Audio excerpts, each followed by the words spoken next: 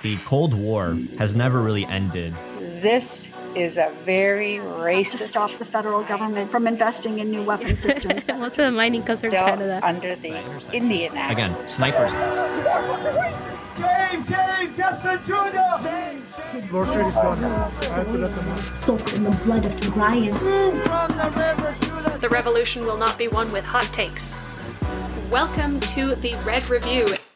Hello, everybody. Welcome once again to the Red Review. My name is Emily Steers. I use she, her pronouns, and I am coming to you from the unceded territory of the Anishinaabe, Haudenosaunee, and Neutral Peoples, also known as Guelph, Ontario. Hey comrades, it's Daniel here. I use he, him pronouns, and I'm coming to you from Takaranto, the traditional territory of the Haudenosaunee, the Anishinaabe, the Chippewa, the Mississaugas of the Credit, and the Huron-Wendat. All people in Socialist Action, and this is a Socialist Action podcast, and all people that work on this podcast live and work on stolen and indigenous land. So we echo the call of land back, and we declare that there can be no reconciliation without restitution, and that includes seizing the assets of the major resource corporations and returning them to the commons. Hear, hear. So today, comrades, we are going to be discussing inflation. Now, this is something everyone in the world has been hearing a whole heck of a lot about in the last few months, and as we get deeper and deeper into what is increasingly looking like really, really difficult economic times ahead, I think it's really important for us to have a really clear, succinct, and nuanced understanding of what exactly inflation is. We have a wonderful comrade here on the editorial team who has been doing so much research and compiling an amazing, amazing document about what is the nature of inflation, how does it work, and what do we as Marxists, as people on the left, what do we need to understand about inflation, its root causes, how it works, and how the material suffering that it causes,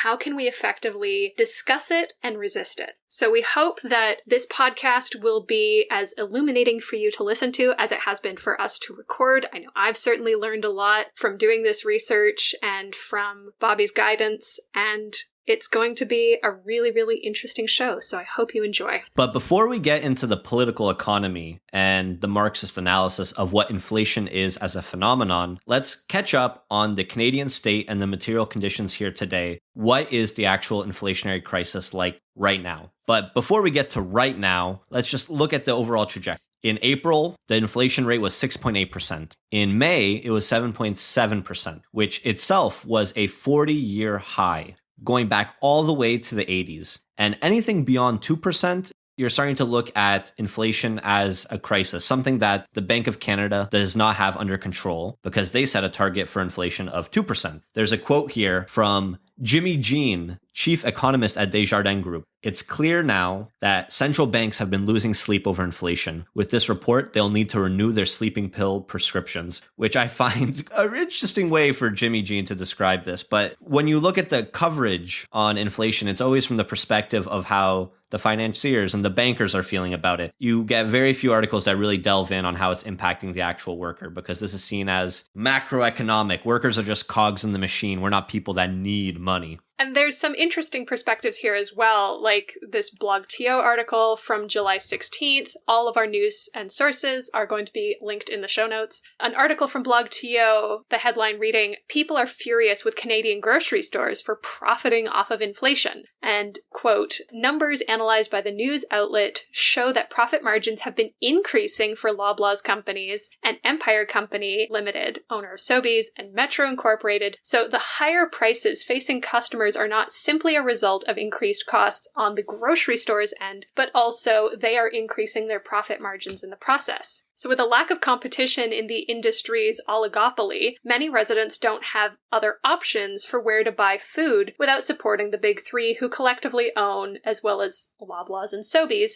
Dominion, Farm Boy, Freshco, Food Basics, IGA, Real Canadian Superstore, Shoppers Drug Mart, T&T, Zehrs, etc., etc. Yeah, they own No Frills as well. Yeah, no frills is Loblaws as well. Anywhere that you can scan your PC Optimum card. And so while the economists are always worrying about how the Canadian banks are doing, we're instead going to intersperse this with how the workers are doing and what workers need to do. But that was in May. May was, a nearly 40-year high. And then June, for which we have the most recent data, the inflation numbers for July have not been released yet. It hit 8.1%, the highest since January of 1983. Gasoline prices were up 54.6% year over year and 6.2% month to month in June, which is contributing to most of the inflation, which is according to Stats Canada. But other prices are also jumping. Food prices were up 8.8% year over year, the same jump as the month before. Prices for services, which includes dining out at restaurants, rent, and traveler accommodations, were up 5.2%. Setting aside gas and food prices,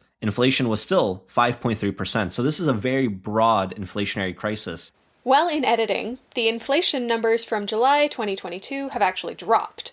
At 7.6% year over year, the rate of inflation has slowed a tad from the peak of 8.1% that we saw in June.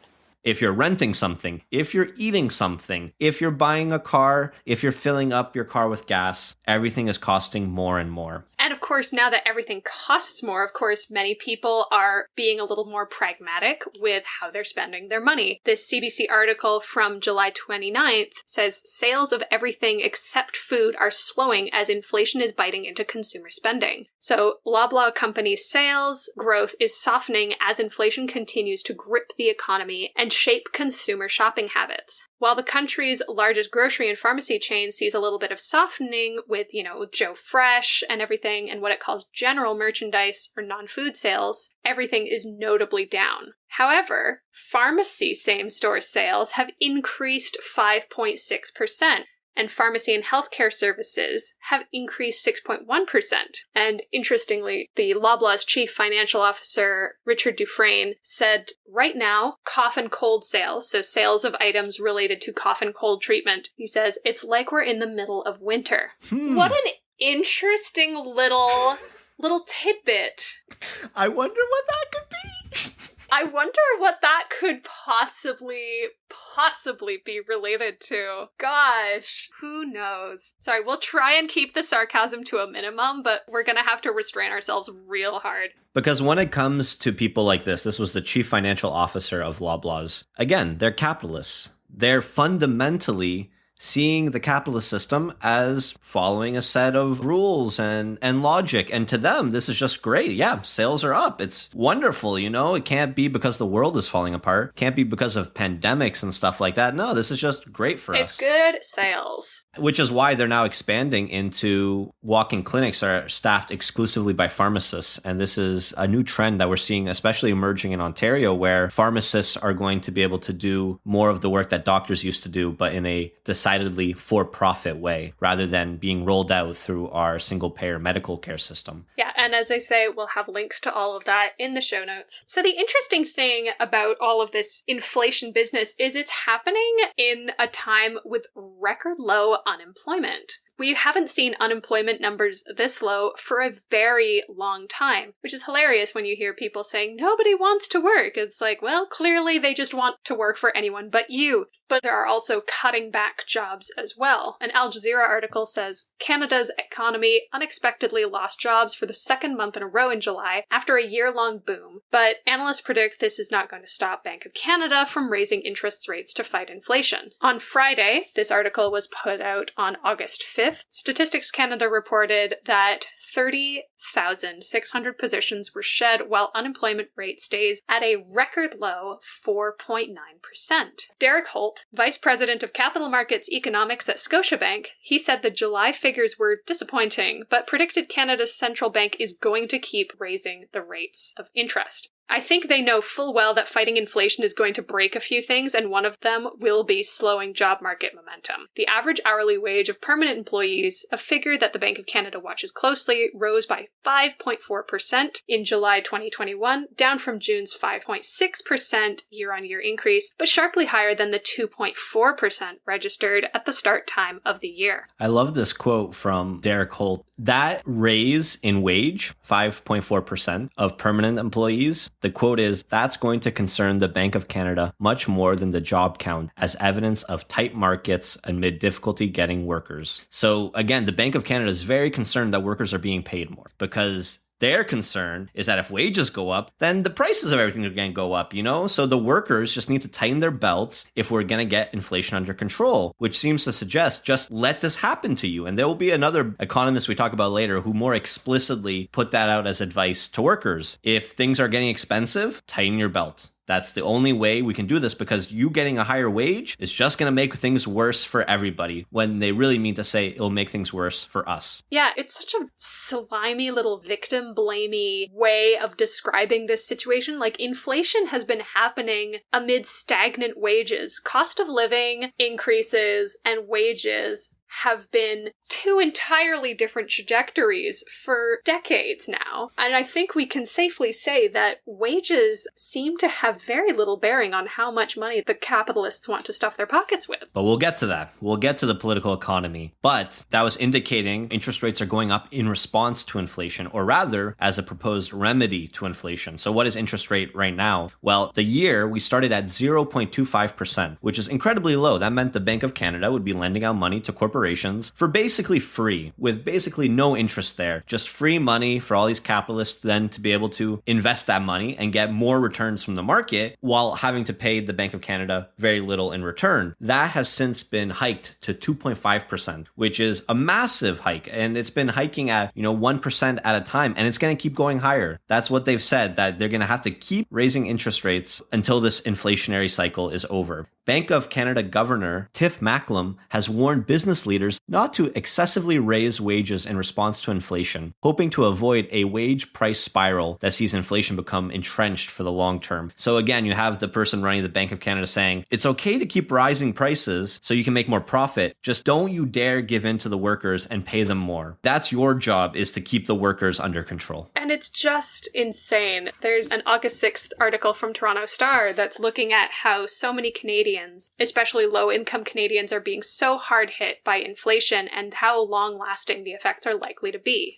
People giving financial advice will say, like, a little more care when you're buying your weekly groceries, keep an eye out for sales and promotions, be a little flexible in your meal planning. But most Canadians are not only adjusting to inflation at the grocery store, but in many other ways. Driving less to save on gas, pushing back or canceling renovations, staying home instead of flying off for expensive vacation abroad. But for low-income Canadians, there's not much to trim at all. Many are making difficult decisions that could land them in high-interest debt, deplete any savings they have, and see them go hungry. The vast majority of people right now are most worried about the costs of food and rent. Like, far and away, the biggest concern right now is food, but gas and housing are not far behind. More than a quarter of Canadians are being forced to cut back on essentials such as food or utilities just to make ends meet, according to an Ipsos survey on behalf of the insolvency firm MNP in June. Women, and those aged 35 to 54, were most likely to say they were cutting back on both essential and non-essential items and services. Meanwhile, many people are turning to savings or going into debt to just get by, noting that credit card balances have begun to rise from their pandemic historic lows. Lower income workers, young adults, people with disabilities, households with kids, and racialized groups are more likely to be borrowing extra money to stay afloat, says Statistics Canada. And while the Bank of Canada is raising interest rates in an unprecedented clip, it does not have power over gas prices or food, and so for many Canadians, absolutely nothing is changing in terms of the expenses they are dealing with. And interest rates going up just means more costs for the average Canadian. If you have a mortgage, if you have a car loan, if you have debt, yeah. So all it does is make things more expensive for you while doing absolutely nothing about the costs that are biting into your savings in the first place. If you have savings to begin with, that is. The MNP survey found that almost half of Canadians are cutting back on non-essentials like traveling, dining out, entertainment, and many are looking to save by cutting down on gas and seeking out cheaper versions of everyday purchases. Yet, in June, Canadians were still spending more per transaction at bars, restaurants, and fast food places than they did pre-pandemic. This is, of course, likely due to inflation. That's been interesting to see because the amount that Canadians are spending is generally the same, but they're getting less for it. So when people are saying they're cutting back meaning they're not trying to spend more than they used to before. But with inflation, it just means that your grocery bags are that much lighter, but still spending the exact same amount. So the Bank of Canada's answer to inflation has been to raise its key interest rate in an effort to cool down the housing market and create a better balance for Canadian households. But in the short term, this just means another cost to consumers. Those rising rates are affecting almost 2/3 of those surveyed by MNP, and half of respondents said if rates keep rising, they will be in financial trouble. MNP President Grant Bajan says the insolvencies and bankruptcies are likely to go up in 2022 as a result of rising unaffordability. And so that's an article that really bucks the trend in terms of the coverage, really trying to highlight that all this noise we're hearing from the bankers, it really does not connect with what people are experiencing when they're going to the grocery store, when they're going to the gas pumps, when they're paying off their loans. For us, it's just an impossible situation. More and more stones are being loaded up on our chests, and it's getting harder to breathe. There was another Toronto Star opinion article on August 7th. Inflation means more food insecurity for Canada's post-secondary students. 53% of young Canadians aged 15 to 29 reported being very concerned about their ability to afford housing or rent. This concern hints at the sacrifices students must make due to the cost of living. They have to sacrifice making rent or buying food. And as many as 40% of Canadian post-secondary students are food insecure. Like, as in right now, 40% of Canadian post-secondary students are food insecure, meaning they do not have reliable access to enough affordable and nutritious food. So the situation is already bad. We know that as inflation continues, it's just going to keep getting worse, which brings us to the last article that I want to talk about. This was in my email because I'm a U of T alum. One of our economists is talking about what soaring inflation means and how Canadians can cope. Oh boy, strap in. The University of Toronto economist Peter Dungan. He highlights some of the concerns, for example, one of them being Ottawa-based Shopify. They just cut 1,000 jobs, which is 10% of its workforce. This is what happens when interest rates go up, because if you're a company and you have a bunch of debt that you need to pay off, well, that means your costs are also going up because of the higher interest rate. So you're trying to cut costs, and you're cutting those costs by firing people. But this is really where, he's trying to talk about what's,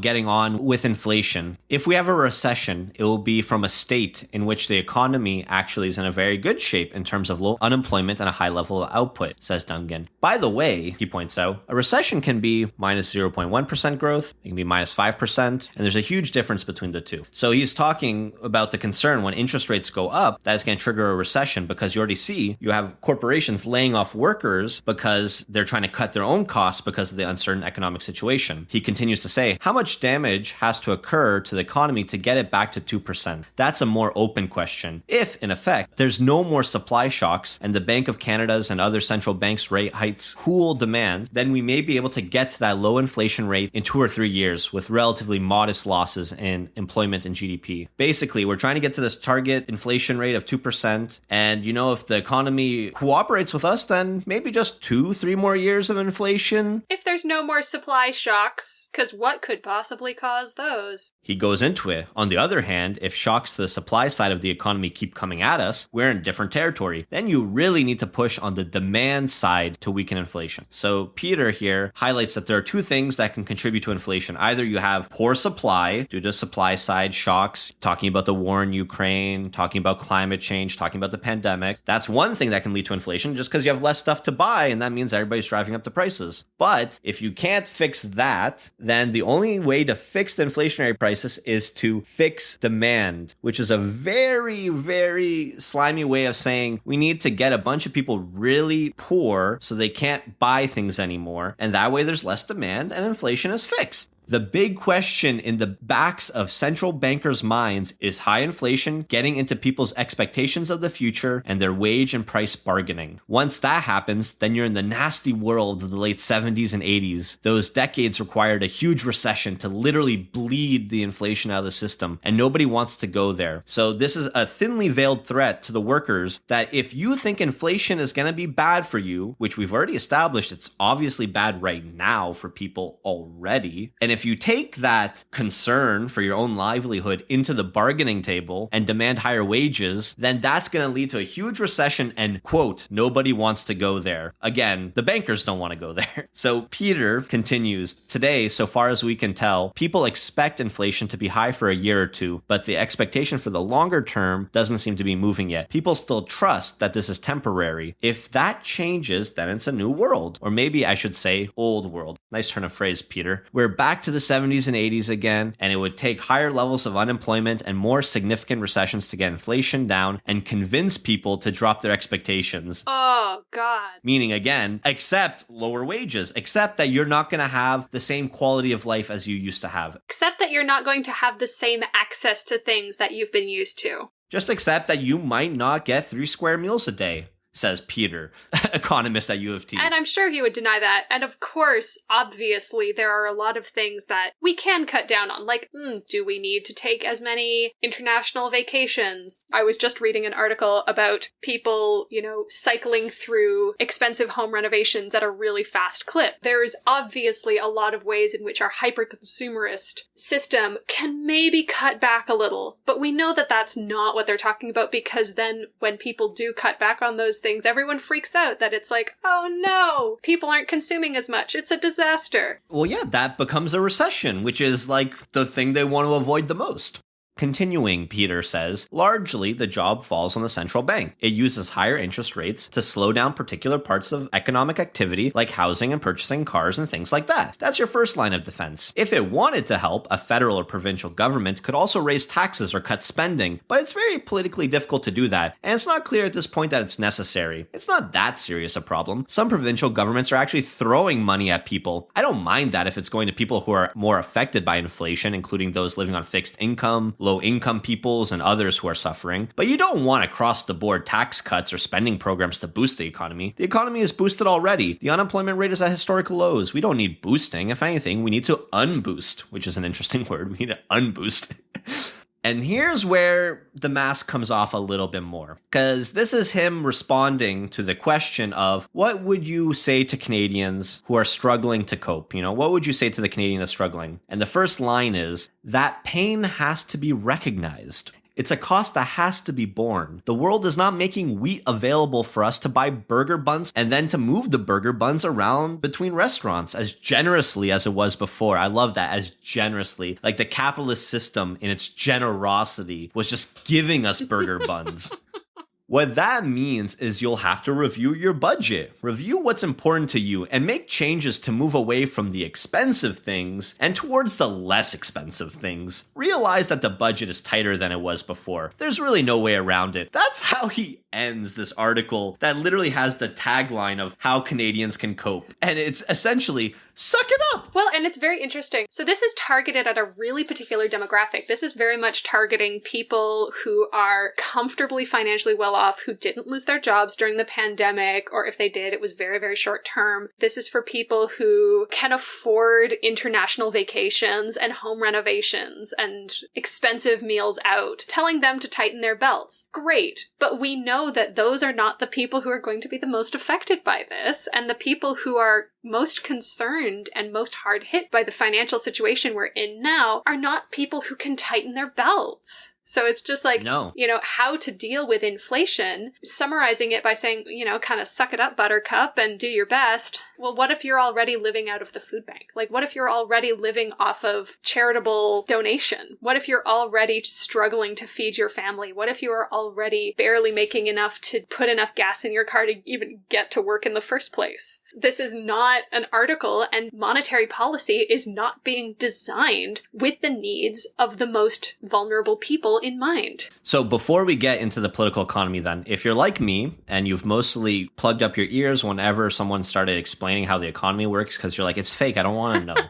Well, to understand this, unfortunately, there's a few terms we're going to have to use. So annoying. And so I went on a very useful resource called Investopedia, and here's some definitions for you really quickly, just so you can follow along a bit easier. So mostly when people are talking about how to respond to economic crises, there's two types of policies, monetary and fiscal policy. Monetary policy is what the central bank does, like the Bank of Canada, and that is essentially limited to things like increasing the supply of money, printing off money, or things like quantitative easing, where they're using their money to buy assets from corporations, or raising the interest rates, which we've already seen them do. So that's basically what they're limited to. We saw some of the articles earlier alluding to the fact that the banks can't control prices of goods. That's fiscal policy. Fiscal policy determines the way in which the central government earns money through taxation and how it spends money, and it would also apply then to laws that it can pass regarding wages and prices. Price control, wage control, all of that would fall under fiscal policy. What is a central bank, you might ask, because I don't get any ads on my TV about signing up for the Bank of Canada. That's because this is a special bank that we're not allowed to use. It's a financial institution that has very privileged control over the production and distribution of money and credit for a nation. So central banks are basically a legal monopoly. They're the only institution, only bank that's allowed to do something like print money. And although some central banks are nationalized, most are not government agencies and so are often touted as politically independent, which means everybody can just point to them like, they did something that no one likes. No one can do anything about it. And so quantitative easing is the other form of monetary policy that we'll be talking about quite a bit. So interest rates hikes are a bit easier to understand, I think. They're loaning out money. How much do you have to pay them every month on that principle? Quantitative easing is instead when something like the Bank of Canada purchases securities from the open market from other banks, private banks, to reduce interest rates and to increase the money supply. And this is basically reducing the interest rates on commercial loans that we could access. Mm-hmm. Things like a car loan or a mortgage. Yeah, so something like quantitative easing could be used. I like to think of it as a bribe from the Bank of Canada to all these commercial banks saying, don't raise interest rates so much. We'll give you all the money you want. Just don't destroy the whole economic system just because you can. And sometimes they destroy it anyways because they can. Quantitative easing replaces bonds in the banking system with cash. So commercial banks like TD and RBC and Scotiabank and whatnot, they obviously have a bunch of investments and they own a bunch of bonds and stocks. Quantitative easing is basically the Bank of Canada buying it from them so that now the banks have more liquid assets. They have more cash on hand so they can make more loans and buy other things. So it's meant to stimulate the economy by essentially giving all these commercial banks a bunch of money. So anyways, that's all you need to know to understand the political economy of inflation. I mean... Nope, that's it, Emily. That's all they need. Well, with that all being said, so that's the story from the headlines. That's the story from the capital markets. So what does it all mean for us? And what do we need to understand? Let's get into it. Inflation is going to be shaping economics and politics in the years to come. There are competing theories about the cause. Liberals and some leftists talk about profit-taking by monopolies and corporations. Conservatives talk about an imaginary wage price spiral where increasing wages leads to increasing price. And the central bank talks about expectation. It is, however, a polycrisis. This is multiple crises acting together. Let's get into those. Not to be confused with a polycule. So much better. So the first one is the asynchronous demand and supply. The initial sudden rise in prices came because consumers can switch their spending in minutes, from home renovations during lockdown and then to travel when things opened up, services and entertainment when the lockdowns lifted, and then another lockdown, and then another reopening. And as an arts worker, boy did I ever feel that keenly. Large companies which dominate the global economy cannot react that quickly to an instantaneous change in demand. When factories have been closed and employees laid off, this factor would have been transitory. So an example currently causing a lot of concern is the airline industry. The amount of turmoil in the airline industry over the past 2 years is unlike anything we've ever seen in travel. The 9/11 attacks caused a 7% drop in overall travel, but in 2020, travel was down 70%. 70. Airlines were worried about surviving, and this meant massive staff layoffs, shedding pilots, selling airplanes, retiring aircraft. But now, as we're seeing, travel is rebounding and we're paying the price. Delta Airlines shed 30% of their employees, almost 30,000 people cut from their staff. American Airlines laid off 30% of their staff through buyouts, early retirements, etc. And they assumed that this was going to be a 6-year recovery period, not an 18-month recovery period. And so then travel demand started rebounding much quicker than anticipated. The airlines were caught completely flat-footed. It takes a year to train a pilot, and Boeing doesn't have enough 787s or 737s sitting in a warehouse waiting for airlines to just come pick them up. There is a multi-year-long delay in the manufacturing process, plagued with supply chain disruptions, just like so many other parts of the economy right now. Housing is also implicated in this current inflation crisis, but prices for commodified housing assets has been rising for decades and with multiple causes. The recent interest rate hikes have led to decreased sales and falling prices for housing, but have simultaneously caused an increase in rental prices, as so many are now squeezed out of purchasing a home, and people who did make those initial housing investments are now scared that they are not going to be able to pay for the mortgage, and so are squeezing more money out of their tenants. If there is a recession or an end to the acute inflation, interest rates will drop, and house prices in all the major urban areas that we're used to hearing about will be on the rise once again. There's no market-based route to affordable housing. Affordable housing can only be done with government investment and public ownership. Also known as fiscal policy, but again, that's not what the central bank can do. The market is always going to treat houses as assets, as commodities. And not as an essential human need. There's really no way for workers and oppressed people to win in this situation. Either the prices keep going higher because interest rates are low and a bunch of capitalists can buy all the houses because they have all the capital to do so, and then exploit the fact that we need housing to charge whatever they want. And then as soon as interest rates go up and housing prices start cooling because all of this housing purchases starting to slow down, well, we still can't afford it because our mortgage then would be more expensive because of the interest rates. Either we're paying a high upfront principal cost or we're going to have a mortgage with a higher interest rate. Either way, it's just completely unaffordable for the vast majority of especially young workers. Another contribution to the inflationary crisis right now is food security. This is often blamed on the Ukraine war, but the price rises started years ago. And this is because of the global drought affecting crops since 2019. And it seems to be intensifying this summer with heat waves in Europe, the North American Midwest, 50-degree temperatures in Pakistan and India, which are grain-producing countries, and also the drought that we see in the Middle East, Africa, and the Far East, including China and Japan, not to mention the Arctic and Antarctic. If it seems like I mentioned basically everything on the planet, well, there you go. Our food, plants, and animals, they prosper within defined temperature ranges. And we're currently at about 1 degree of global warming above pre-industrial averages, with a clearly observable effect on soil degradation and erosion, reduced crop yields and crop failures, animals dying from heat or flood, and drying streams, rivers, and lakes. Food prices in our climate-afflicted, globalized industrial food system are not likely to go down ever again. Yeah, which is a really scary thought. Like, the prices we are seeing at the grocery store, it's a bit like that thing, this is the most expensive I've ever seen.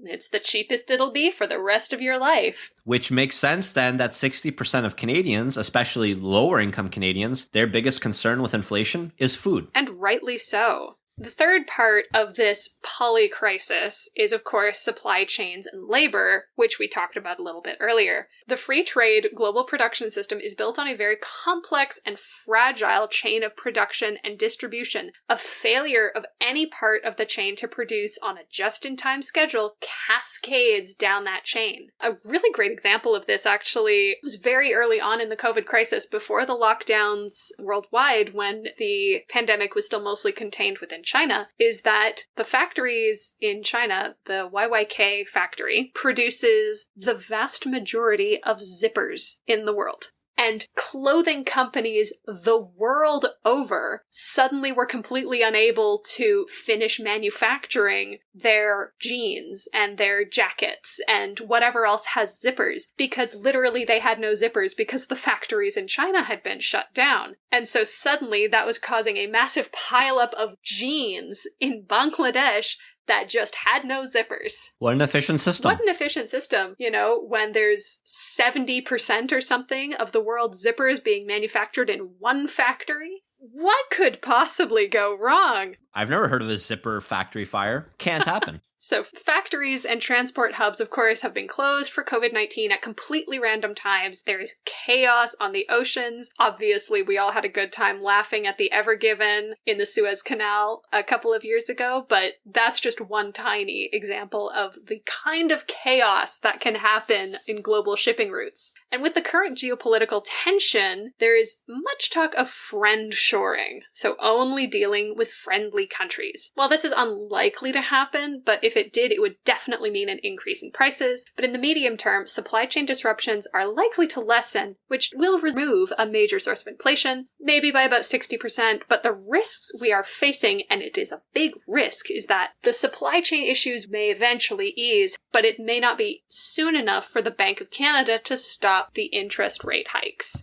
In the developed world, there is a shortage of labor. Again, multiple reasons. There's reduced immigration because of the pandemic, and baby boomers, who are currently 1/3 of the workforce, at least 5 million Canadians, are going to retire by the end of this decade. Many workers are retiring early due to the pandemic or age, and low-wage workers are using their time off to look for better jobs or going back to school. Workers are not able or not willing to return to work while the pandemic lasts, and childcare responsibilities have been mounted on mostly women to the point where there has been a quote-unquote she-cession of women leaving the labor force because of the additional childcare costs that have been mounted on them during the pandemic. Labor is also a weak link in the supply chains, so a shortage of truckers, a shortage in the low-wage service worker industry. Statistics Canada says the number of job vacancies at the beginning of April hit just over 1 million, up more than 40% compared to a year earlier, as the tight labor market helps push up wages and fuels all of these inflation concerns. Brexit Britain and the US with racist immigration policies are even worse because it is so much more difficult to hire workers from outside of their borders.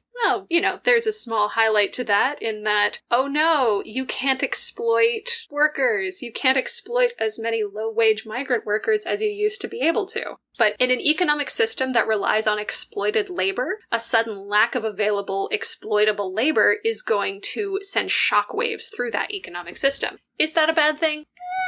Debatable. I mean, the whole system's going to collapse, but ultimately, we knew this was going to happen. It's just an irrational, unsustainable system because it's based in the vast majority of people toiling in absolute misery so that some people can have yachts floating around in the pools on their bigger yachts. There's a stat there that I just wanted to highlight again. So job vacancies at the beginning of April hit just over 1 million. Yeah, we already covered earlier that the unemployment rate in Canada is like virtually record lows. Yes. So there's that huge kind of talk about, no one wants to work anymore. And it's like, no, the vast majority of people that are looking for work, that are working age, are able to work, are employed. The vast majority of them are. But again, you created a system that is so stretched, so based on just continual extraction and production and consumption. Exploitation. And as soon as some people start retiring slightly earlier, as soon as, slightly fewer people are coming from the global south, and maybe in the States, 1 million people dying of COVID had something to do with the fact that you have a bunch of job openings available now. Who knew that a bunch of people dying due to preventable illness would come back to bite them? But that's the tyranny of the quarter. You need to have the profits as high as possible quarter to quarter. We see that with the airline industry. They decided to lay off a bunch of people so that their quarterly numbers would look better. And that meant, a year and a half later that it bit them in the butt. And yet they still got away with it mostly by passing off all the costs to us. Mm-hmm. Fourth, energy. Energy prices are a big driver of inflation. They've been rising rapidly from the period when it was selling for $0 a few years ago. Remember that when barrels of oil were $0 or even negative dollars? Yeah. They would just pay someone to take the oil. I remember when gas was 60 cents a liter. So again, prices of gas and other fuels have been increasing. Again, it's blamed on Russia, which is a significant producer, but the problems go deeper than just Russia. When prices collapsed during the pandemic, again, $0 for a barrel of oil, can't get lower than that. And with renewed commitments to reduce fossil fuel use, investment and even basic maintenance of our current fossil fuel infrastructure went down. The very high-priced tar sands saw major oil companies and investors withdraw from the tar sands. The expensive and debt-leveraged shale oil and gas companies went bankrupt. refineries closed, and another major refinery was damaged by an ever-powerful hurricane, which I wonder if that's related to fossil fuels. Who knows? Someone should look into it. The energy companies are making windfall profits due to the prices. They are gouging to an extent, of course, but without any new investments, and none of the major fossil fuel companies are rushing to invest with a recession looming and the possibility of climate action, oil and gas prices will be high for a while. At this point, part of it is supply side. And meanwhile, the high prices of oil completely ripples through the entirety of the supply chain, and especially energy-intensive food systems. For example, industrial fertilizer is produced with natural gas. So you have increasing oil prices because the pandemic, everything was being shut down. A bunch of corporations think they're not going to make as much money off it, shutting down. And yet we haven't transitioned yet to renewables. So we're all still completely beholden to the fossil fuel companies, who are then able to charge us whatever they want, because what are we going to do? Not use fuel anymore? It's a completely exploitative, extractive, parasitic system. And we've also got monopoly pricing. Canada has hit an all-time high in corporate profits between October and December last year, $139 billion in pre-tax profits, to be exact, according to StatsCan. And the party is still going! Between January and March 2022, corporations made $138 billion in pre-tax profits. So this means corporations are avoiding being squeezed by the high input costs, like gasoline, by passing all of these costs and then some onto consumers. Grocery stores booked $7.3 billion in pre-tax profit in 2021, and that's more than double what they were clearing the year before the pandemic. Good for Galen Weston Jr. Oh, good for him. What an enterprising soul. Well, the innovation, I'm pretty sure he invented sliced bread. At least there's something with Galen Weston and bread. Just look up Galen Weston fixes bread, and you'll see. I'm pretty sure he sliced it. Remember when we said we were going to try to keep the sarcasm to a minimum? I think we have failed, and we're just all aboard the sarcasm train. Here we go. Choo-choo!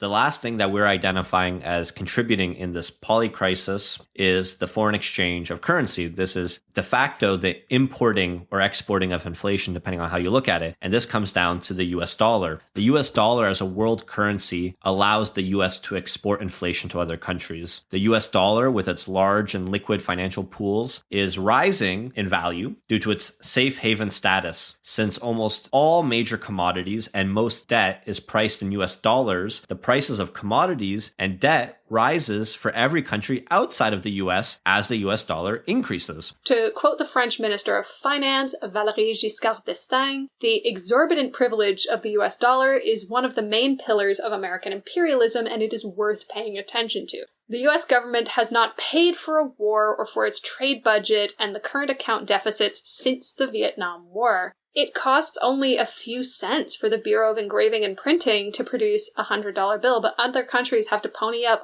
$100 worth of actual goods in order to obtain one. Those are the factors we're identifying as contributing to this inflationary crisis. What doesn't contribute to inflation are workers' wages. Wage gains are lagging behind inflation, clearly not driving it. For example, the data from Canada, wages are growing at about 4% a year in Canada. And by comparison, inflation is at latest tally 8.1%. The strong unions and the cost of living agreements, where wages in certain unions used to go up automatically indexed to inflation, all of that long gone now. The increased militancy and union organizing that we're starting to see now comes as a reaction to existing inflation. So the Bank of Canada and all these economists, they get the cause and effect wrong. And this is something that Karl Marx gets right. The material conditions are driving workers to actually take risks in collective bargaining and in strikes to make sure that they don't fall behind, because we already see how precarious the situation is. So it's not workers' wages that are driving inflation. Inflation was going to happen regardless of wages going up. Wages going up is how workers are going to make sure that they don't literally die. Yeah, like we're making sure we don't get left behind. Exactly. Another thing that's not driving inflation is the supports and the fiscal policy of pandemic supports. For example, things like CERB. Monetarists, people that think that the Bank of Canada should be the sole thing that arranges our economy, says that the government spending during the pandemic and increased money supply is what's driving this inflation. And they've been saying this since 2008 and after the quantitative easing, yet inflation didn't even show up after the quantitative easing after the 2008 financial crisis. Monetarism is a zombie that just won't die. In fact, even since 2008, all efforts were trying to get inflation up to the 2% target. So it's very clear that fiscal policy of supports, direct supports for people, isn't driving inflation. In fact, other countries like those in Europe didn't provide any direct income support, and yet their inflation is higher than Canada's. And now this is worth pointing out because this is one of the main arguments of Poilievre and other reactionaries. Canada's quantitative easing didn't cause inflation. And in fact, a lot of the quantitative easing programs run by the Bank of Canada essentially consists of central banks going out and buying government bonds on the open market from commercial banks. We already talked about this. They're buying bonds from commercial banks so that those commercial banks, instead of having some sort of asset, they now have just cash. The central banks, though, in Canada pay for this using a special type of central bank money known as reserves or settlement balances, which just makes me think that the Bank of Canada is essentially like monopoly money of different colors for different purposes.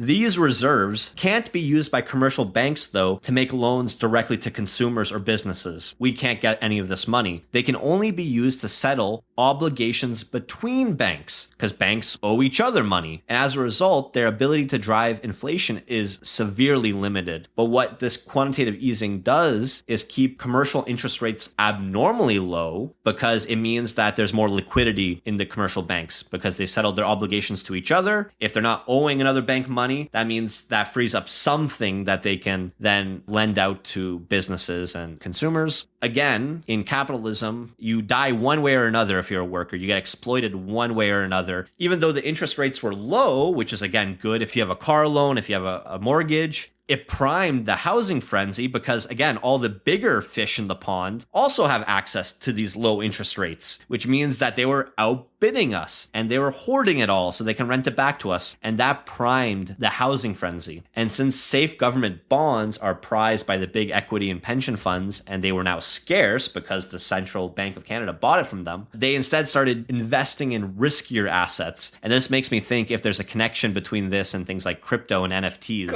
where now if they can't sit on bonds, they're like, well, we got all this money. Let's just buy some pictures of monkeys? Maybe that's a good idea?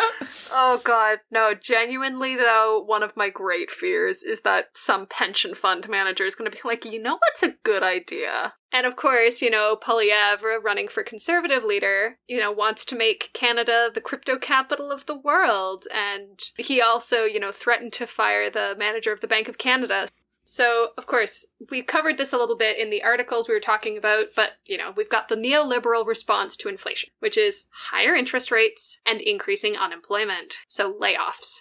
Most inflation causes are external. It's supply reduction, it's a push in demand, and the central bank cannot do anything about that. But it can reduce demand to the limited supply by creating unemployment via higher interest rates and triggering layoffs. Marx's point is that capitalism thrives on high unemployment because it means there's always a labor reserve of desperate people willing and ready to work for less. As Robert Reich, the former US Secretary of Labor, recently said, the problem isn't inflation so much that wages haven't kept pace with profits. Higher wages and increased government spending does not necessarily have to lead to inflation. That is just what those over-focused on their profit margins want you to think. And that's literally the point. If you're going to take one thing from this podcast, I think this is the point. When workers get paid more, for example, or when the government spends more taxes on public supports and they, as a result, raise taxes on corporations, that does not need to then be justification for harming workers and oppressed people. It doesn't need to be. It could just mean that the corporations make less profit. It could be as simple as that. You can just take every person who's working minimum wage in the service industry and double their wages, and you can pass a law that says corporations need to pay for those increased wages by taking from their profit. And you can do it. And all it would mean is that the billionaires don't get to buy quite as many islands. Maybe they have to fly commercial instead of taking a private jet, and that's okay. Because the alternative is that you get a bunch of workers who don't get paid a living wage, which if it's not a living wage, then it's essentially a dying wage. They're just dying in slow motion as they slowly get starved and crushed to death. It could totally be okay for the things that workers get to come at the expense of the other class, because that's how they see this whole situation. It's a class war. We read some of the words right from the economists who are like begging, don't raise wages because that'll make it worse. And when they say that, they don't mean worse for us, because obviously how are higher wages for us going to be worse? No, it means it's going to be worse for the capitalists. So here are some of the contradictions of a low interest rate. The exceedingly low interest rates that we've taken for granted during this great moderation, which is the period of decreased economic volatility in the United States from the 80s until 2007, and then guess how that ended. And especially since the 2008 liquidity crisis, these are symptoms of the fragility of the capitalist system. During the decades of great moderation, the billions of workers drawn into the global capitalist system from Russia and China have put a cap on wages in the developed world, and China, as the cheap labor workshop of the entire world, has kept prices down. So those two developments were anti-inflationary in and of themselves. The central banks didn't have to do much. But current geopolitics has now basically eliminated those deflationary factors and could cause even more inflation because of increasing conflicts and tensions between Russia and China. So think about what that means. It's anti-inflationary. Think of, the emergence of Dollarama and other bargain stores like that. The made in China effect. Exactly. Even though workers' wages have been stagnating, we've been able, to an extent, pivot to just cheaper products made by people that are super exploited. And these are people in manufacturing in China, Russia, Indonesia, Bangladesh. I don't need to list all the countries. Those are the jobs that used to be here. They were outsourced there. And so we lost better paying jobs here, which kept our wages down. And then it was replaced with then just cheaper goods being imported back from the same places that our jobs were exported to. Meaning, okay, we have worse jobs here, but we can at least buy it from the people that got paid even less to make this shittier product somewhere else. And of course, we see that spiraling into the crisis of repairability. Things are made to last very short term and then break and have to be replaced with a brand new product rather than being repaired. Yeah, during the 2008 crisis, the interest rates were cut drastically, and as we said before, quantitative easing, which was a completely experimental measure, was introduced. So it massively expanded liquidity, ramped up financial asset prices, e.g. the stock market and housing. Literally, because there's a bunch of cash being given to these commercial banks, they mostly just used it to then speculate on the stock market and to invest in property. Yeah. Which, because, why not? So since 2008, the capitalist system has kind of limped along with a low GDP and productivity growth, which has made it hard for central banks to raise interest rates to a more normal level. So with rates as low as 0.25 and negative when inflation was factored in, there wasn't a lot of room for interest rate cuts, which is one of the standard responses to recession. So now with this sudden interest rate hikes, this is going to impact a lot of these financial assets. So the stock market is mostly irrelevant, apart from the fact that anyone with a pension is going to be pretty impacted. So,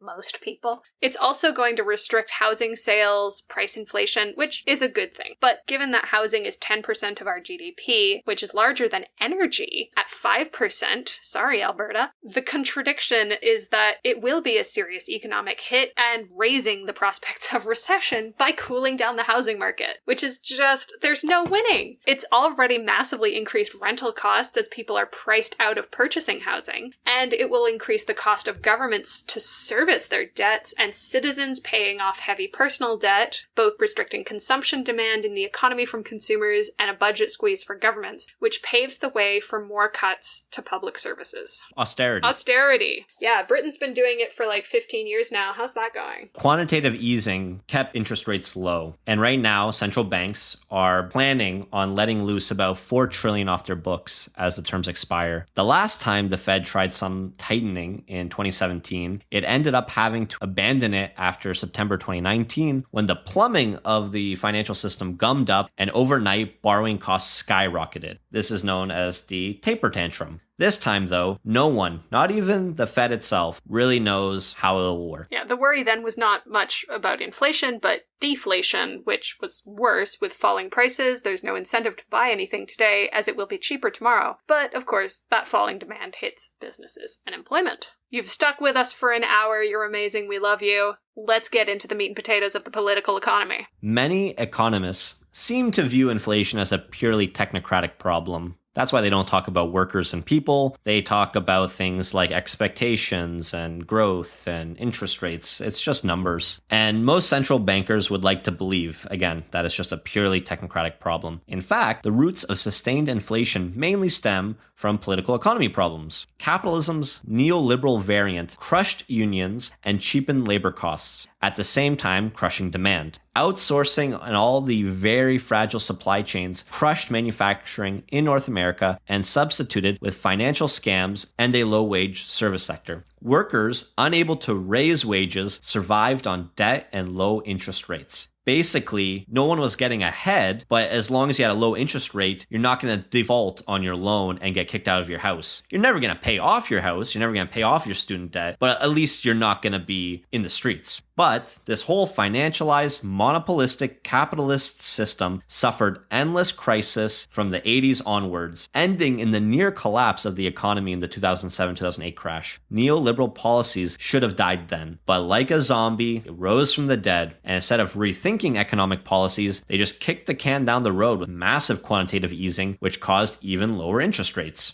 With fiscal policy, again, government spending and policy, things like wage and price controls, ruled out from the neoliberal playbook, the only policy the central banks have is the really crude sledgehammer of raising interest rates. The contradiction, again, is that the whole financialized economy depends on low interest rates and massive liquidity. Higher interest rates could do a lot of damage to housing speculation, to the stock market, to zombie companies like Uber that make no profit, and other financialized gambling games. Again, crypto and NFTs. For decades, inflation was dampened by the entrance of tens of millions of workers to the global labor pool from Russia and China. And although wages were suppressed, so were the costs with all these cheap commodities coming from China. With Cold War 2.0 right now being pushed by the West, these two important factors could be eliminated and the cost of living would rise. Again, imagine what the grocery bill would look like if everything was actually grown in Canada. Yeah.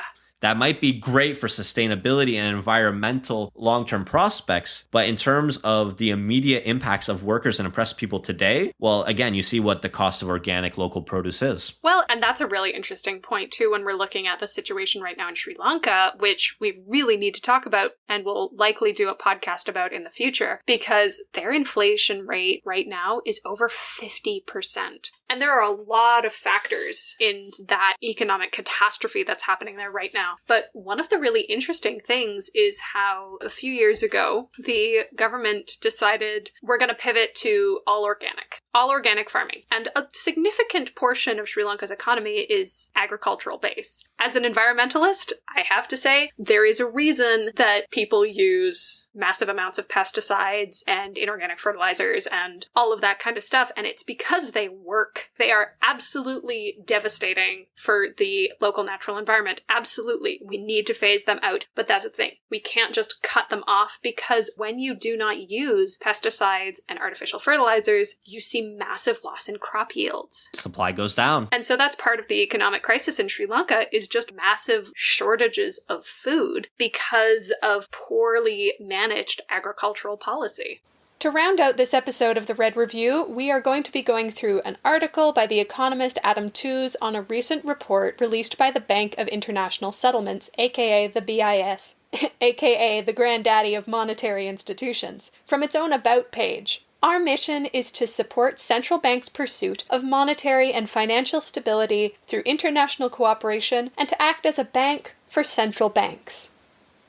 The Bank for International Settlements, aka the BIS, has also just come out with its latest annual economic report. Like the World Bank, BIS economists start by remarking about the roller coaster we've been on since 2020. And in 2021, global GDP is estimated to have grown by 6.3% in real terms, its fastest rate in almost 50 years. But now the World Bank has pointed out in its economic prospects a few weeks ago, we are experiencing the sharpest slowdown in growth in 80 years. Not the lowest growth by any means, but certainly the sharpest, steepest downshift in growth prospects. We are on the steep part of the roller coaster and we're all screaming together. So together, these two simple quantitative statements convey a little bit of the drama of the current moment. So again, what's driving this? BIS has the data. Global data on retail and leisure activity, an astonishing number to just have at our fingertips, slowed really dramatically over the winter of 2021-22 as Omicron hit, of course. And then came the Putin war in Ukraine, and it is tempting to attribute our entire malaise to this really awful act of aggression, but the data just doesn't support that idea. The war has depressed GDP growth expectations, and this is associated to some degree with a share of countries'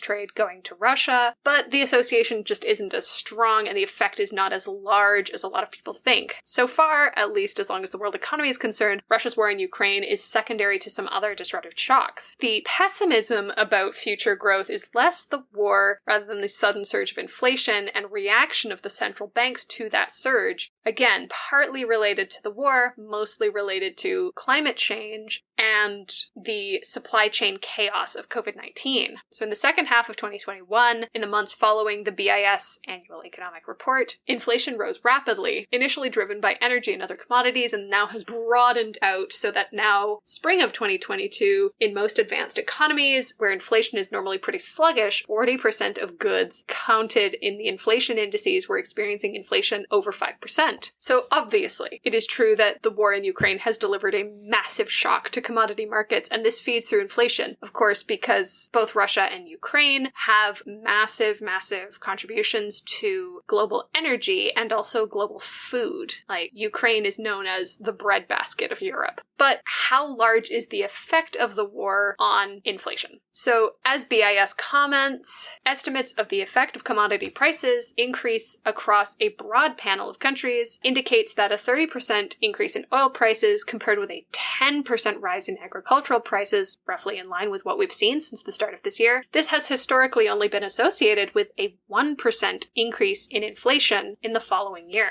1% is a little bit different than the massive inflation we've been seeing. So war is stoking inflation, but so far at least it's not the main driver. Furthermore, though inflation is widespread, it's not actually impacting every country in the world. China and Japan, which dominate the East Asian economic region, have seen very modest inflation. And in fact, by April of 2022, China was only at about 2% and Japan was somewhere around 2.5% to 3%, which is actually generally what countries are trying to achieve. So they're doing just fine so far.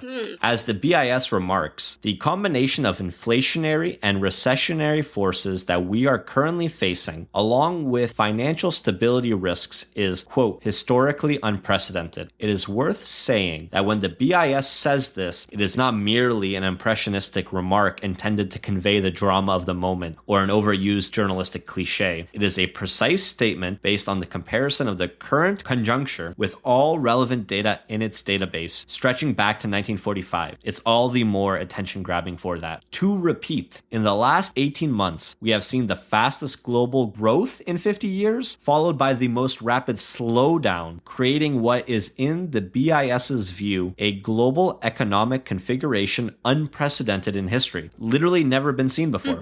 Specifically, we have never seen such a combination of already rapid inflation and rapidly slowing growth with elevated financial vulnerabilities, notably high indebtedness against a backdrop of surging house prices. As the BIS spells out, prior to the mid-1980s, recessions were generally preceded by high inflation and the associated monetary tightening, while the financial system was largely repressed. Since then, COVID aside, recessions have typically followed financial cycle peaks, with inflation remaining subdued during expansions and hence calling for relatively little monetary policy tightening. As the BIS goes on to remark, the absence of historic parallels makes for a highly uncertain outlook, which I think we need to be honest with you as well. Where this is going exactly is going to be incredibly hard to say, but the Marxist framework of this lets us know that it's a class struggle through and through. And how this turns out is going to depend quite a bit, in fact, on how we organize as a class.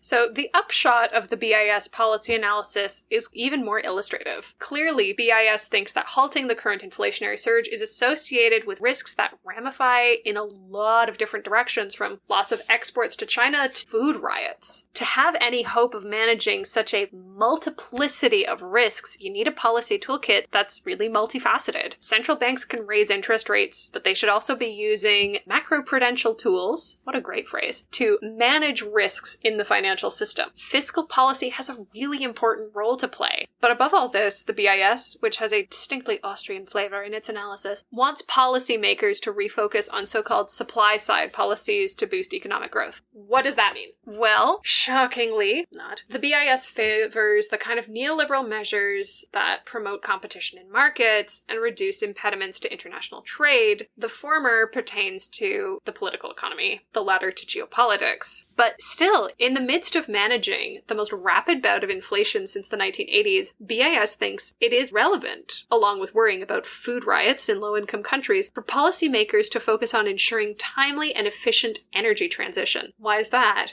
How does the energy transition connect to the current inflation problem and the proper stance of macroeconomic policy? Simulations suggest that orderly transition that features a timely increase in green energy investment could impose relatively small near-term costs and deliver persistent long-term gains measured in terms of economic output. By contrast, a disorderly shift to green energy, where the adoption of clean energy technology lags and carbon energy sources are just shut down rapidly, would involve significant costs to everyone in both the long and short run. Ultimately, supply-side factors determine the basic trade-offs between prices and outputs, and this macroeconomic stabilization policy, monetary or fiscal, it can only do so much. The supply side is, well, everything. The entire structure of production, the distribution of commodities, human bodies, natural resources, the flow of energy. This networks across biopolitical, geopolitical, and geoeconomic terms in which this polycrisis is playing out. This is interconnected, it is resonating, it is complex, punctuated by violent spasms of crisis, which we are currently experiencing. What I think is really, really interesting about this is basically what we're saying is like there needs to be a planned economy. There needs to be regulation of the way the economy functions in a much more hands-on manner. And there needs to be meaningful fiscal policy that has finer tools than just this blunt sledgehammer of raising interest rates. There needs to be some flexibility in the way we respond to financial crises, because right now, the financial system we have, the thing that's been built, this neoliberal system that is entirely reliant on interest rate hikes and quantitative easing and just,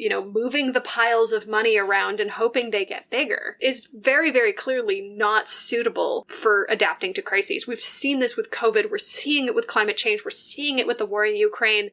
There's all of these massive, massive playouts, and never in my life have I heard stronger arguments for a planned economy, for democratic control over the way the economy functions. You even have international monetary organizations arguing for fine control, fiscal management. A democratic, centrally planned economy, to break that down, what it would look like is one in which every single person has a direct democratic say in production and consumption, rather than making these decisions based on profit, based on, what's going to give you the quickest return as quick as possible. Instead, when it's all of us, we already see what our polls say. We care first and foremost, food, water, shelter. And then beyond that, you start looking into things like art, culture, free time. And these are all things that if we came together and we did the work, and it's like, how much food do we need to grow so that everybody has enough nutritious food? How do we grow it locally and sustainably so that our environments are clean and they're stable and they're not at risk of just collapsing every year? Exactly. How can we make sure that every person has shelter? And we would ultimately find out, okay, we have millions of people in this province, in this city that are capable of work. Here are the tasks that we need to fill. And there you go. That's the basis for the economy. What sources of labor do you have? What sources of natural resources do you have? And what do you need? Exactly. This is what we mean by the phrase, from each according to their ability to each according to their need. We often say, vote, it's your most powerful political tool, which, we're not going to get into a debate about the merits bits of electoralism right now because, woof, that's another conversation. But it is worth discussing the ways in which we have political power, because right now we have power through mass mobilization, which is obviously something we are massively in favor for, and that's through wildcat actions, through social uprisings, through unions. We have the power of electoralism, and we have the voting with the dollar. As they say,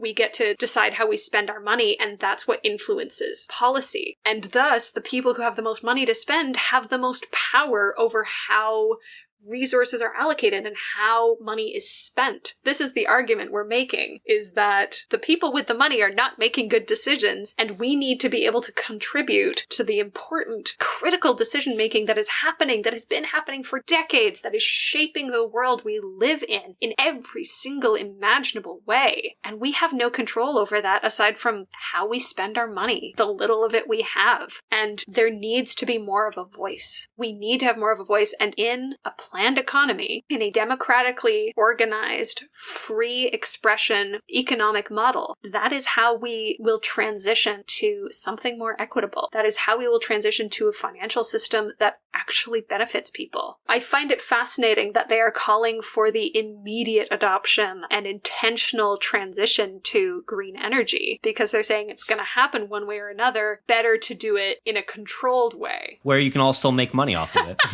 I mean, yes. But, in a way that isn't going to cause massive disruptions. They're like begging with the capitalists, like, don't just destroy everything just because, again, you can, and because it means your quarterly profits will be higher. But we're already seeing this play out in Europe. And again, this is a whole other thing that we don't necessarily have time to talk about today. But Germany, who's been deeply reliant on Russian energy for a very long time, Russia's basically playing keep away with German energy. And so the German people are the ones who are going to be suffering from this geopolitical mess. And all across the EU, people are being told everyone needs to cut down on energy consumption by 15% before next March. Which, again, it's passing off decisions to consumers, to the people, and saying you need to suffer because of the decisions that we are making. Rather than a controlled easing, we're switching over to renewable energy so that we can be less reliant on Russian energy, so that we can be less reliant on fossil fuels and all of the political ramifications that come with that. People are simply being told, heat your house less. Don't use your air conditioner as much. Turn off your lights. We don't know how that's going to play out, particularly over the winter. One way or another, if Germany doesn't get oil, it's not going to be able to keep the generators running. So it's going to happen one way or another. And so that's the distributional conflict. That's what already we're seeing the warnings, even from the highest of these institutions of finance. The inflationary crisis is going to significantly worsen the material conditions for workers and oppressed people. In the current capitalist system, like you already mentioned, Emily, have no say aside from the very meager wages that we collect, whatever meager savings we may have. And again, quite a few people don't even have that. And what we do have, it doesn't even approach the capital owned by the capitalists, the people that actually own the factories, the people that actually own the buildings, the people that are able to purchase your labor from you because they have that much more capital than you, such that you're essentially their wage slave. And so we're never going to be able to get out of this mess using the rules of the neoliberal system. Their rules are written for them. The more we've talked about this, the more I've read about this, going through this whole document, as I say, I have never heard a stronger argument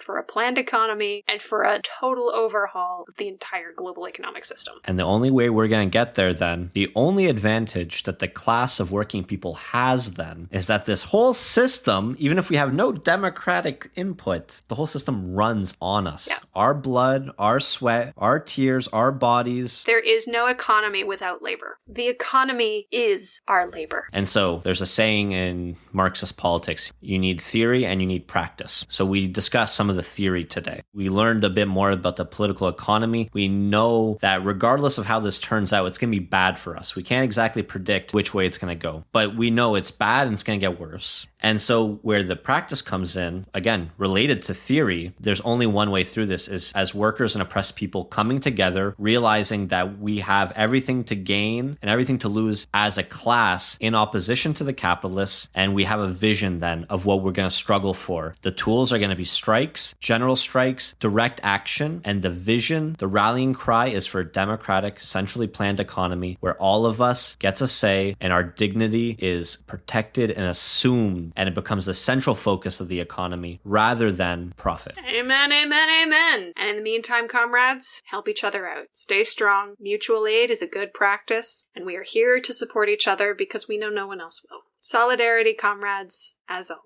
So you can check out all of these resources. We'll have everything linked in the description. And if you have any questions, you can reach out to us on our Discord channel or touch base with us on Ko-Fi. If you've learned a few things today, and I know I have, please consider supporting us. You can make one-time or monthly donations, and everything really, really helps. So thank you so much. Whew, I'm tired. Whew, I'm tired. Whew, I'm tired. Whew, I'm tired. Whew, I'm tired. Whew, I'm